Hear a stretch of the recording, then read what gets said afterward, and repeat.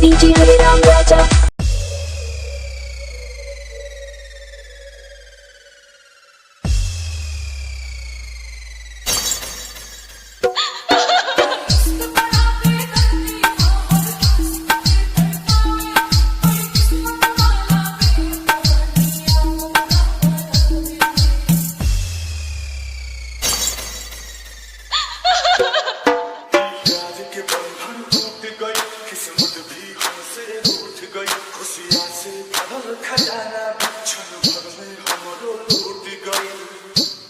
नाम तो सुनाए होगा डीजे हरे राम राजा।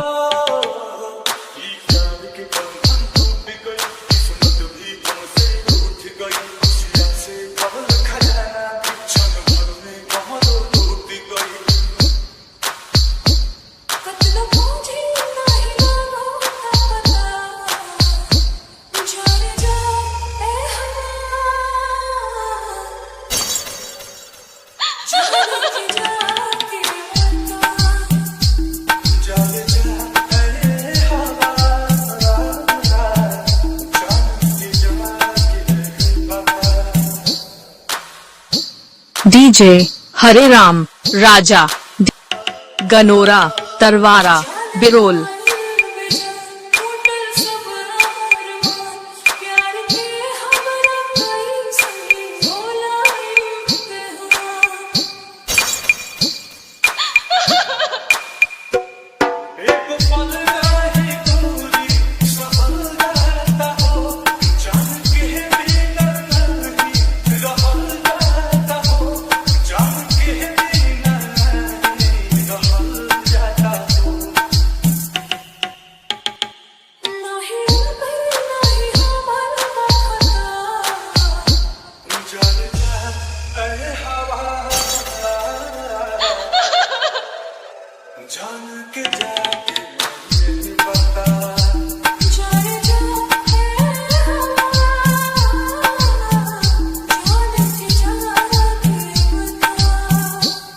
आपका क्या नाम है?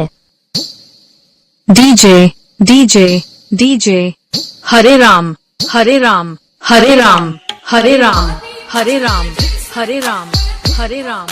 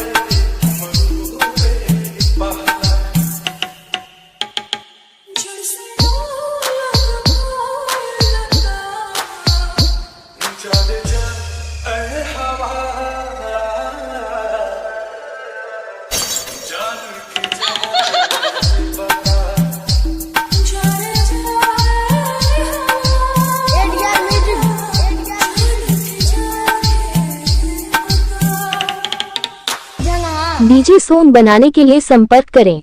मेरा मोबाइल नंबर है 85 21 74 16 48।